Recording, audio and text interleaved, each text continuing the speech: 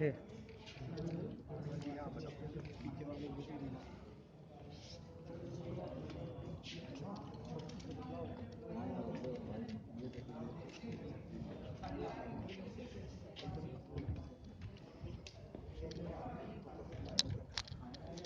जो IPL matches पे सट्टे की कार्रवाई में जो लोग लिप्त रहते हैं, इस गतिविधि में जो लोग लिप्त रहते हैं, उनके खिलाफ लगातार कार्रवाई जयपुर पुलिस करती रही है। और उसी की कड़ी में कल देर रात विश्वकर्मा थाना इलाके के एक फार्म हाउस पर पुलिस ने कार्रवाई करते हुए 6 लोगों को गिरफ्तार किया।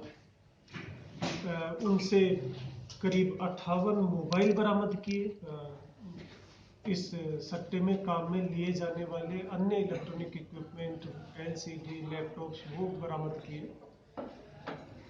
6 लोगों की गिरफ्तार के साथ करोड़ों रुपए का इसमें हिसाब मिला और करीब 80,000 रुपए के आसपास का कैश मिला है। एग्जैक्ट 74,000 कैश मिला है।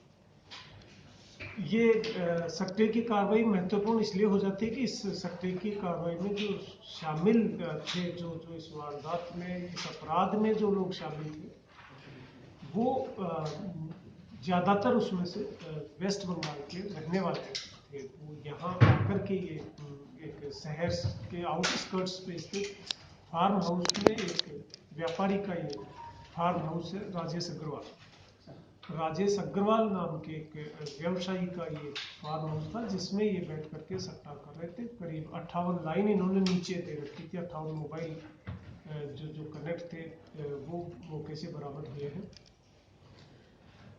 जो पूर्व में जयपुर कमिश्नरेट ने जो कार्रवाई करी थी सट्टे की, जिसमें डायमंड एक्सचेंज का नाम सामने आया था, डायमंड एक्सचेंज के भाव के आधार पर ही नीचे लाइन दे करके सट्टा खिलाया जा रहा था, उसी डायमंड एक्सचेंज का दोबारा इस कार्रवाई में नाम सामने आया है। Dubai based diamond exchange website का डोमेन वही है और यहाँ हिंदुस्तान में ये इस तरह से सट्टा खिलाना बैन है, ये अवैध है। 6 लोग जो गिरफ्तार किए हैं, उनमें से उनके पास जब तलाशी ली गई पुलिस के द्वारा, तो उसमें उनके पास मीडिया प्रेस के identity card, West Bengal police के फर्जी identity card, anti corruption bureau के फर्जी आइडेंटिटी कार्ड भी मिले हैं। 6 लोग जो गिरफ्तार किए हैं उसमें एक है मुकेश मालपानी। ये मुकेश मालपानी सुजानगढ़ चूरू का रहने वाला है। एक है फिरोज अंसारी जो जलपाईगुड़ी वेस्ट बंगाल का रहने वाला है। मोहित कुमार हरियाणा पंचकुला का रहने वाला है। एक है सुजल कुमार, ये अगेन जलपाईगुड़ी वेस्ट बंगाल का रहने वाला है। प्रमोद वैद्य, ये भी कलकत्ता का रहने वाला है।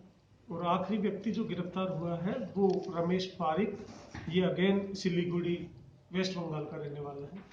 प्रारंभिक पूछताछ में जो बात सामने आई है उसमें ये तथ्य सामने आया कि वेस्ट बंगाल में भी ये पूर्व में इस तरह की गतिविधियों में शायद इन्वॉल्व थे।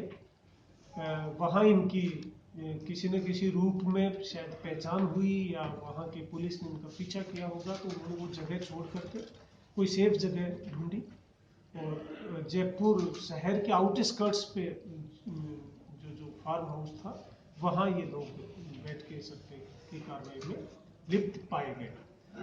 जयपुर कमिश्नरेट ने अब तक इस साल जो आईपीएल को लेकर के जो सट्टे की कार्रवाई करी है, उसमें करीब 5.5 करोड़ रुपए अब तक पुलिस ने कैश बरामद किए हैं इन सट्टे की कार्रवाई में।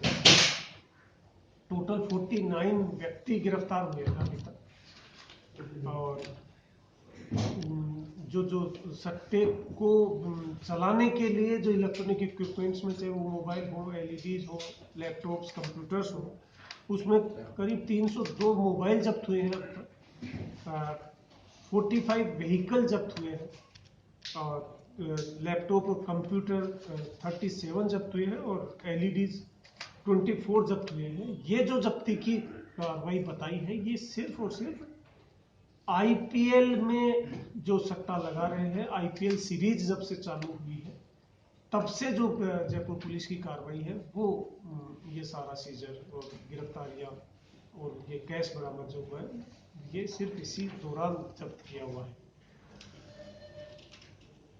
सर ये जो फार्म हाउस पर रेड डाली थी, ये किस टाइप का फार्म हाउस है और किस तरह पुलिस की टीम वहाँ पहुंची? काफी लंबी ये फार्म हाउस एक मतलब एग्रीकल्चरल लैंड में बना हुआ फार्म हाउस, ऊंची ऊंची दीवारें हैं जिसके चारों तरफ एक गार्ड उसको मैन करता है और उसके भीतर ये बने हुए कमरे हैं जिनमें बैठ के ये लोग खेल रहे थे। सर जो फर्जी आईडी कार्ड मिले हैं इसका वो क्या यूज करते थे और क्या?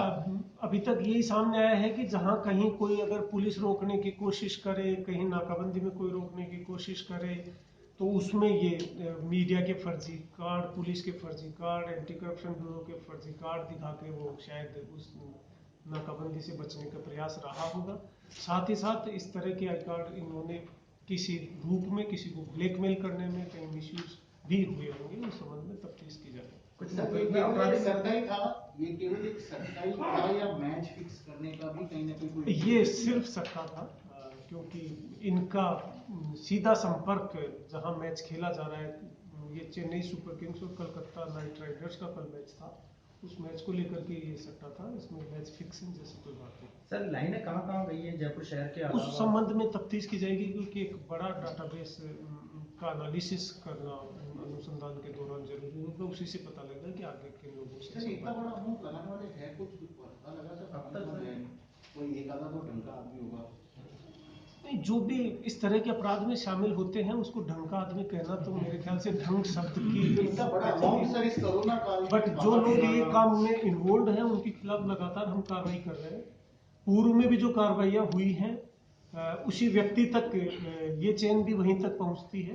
जो राजेश राजकोट का पहले भी नाम आया था, राकेश राजकोट, उसके लिए भी अहमदाबाद राजकोट टीमें गई थी, वो वहां से भी फरार है और लगातार कोशिश है कि यहाँ जयपुर शहर में इस तरह की गतिविधि में कोई शामिल ना हो।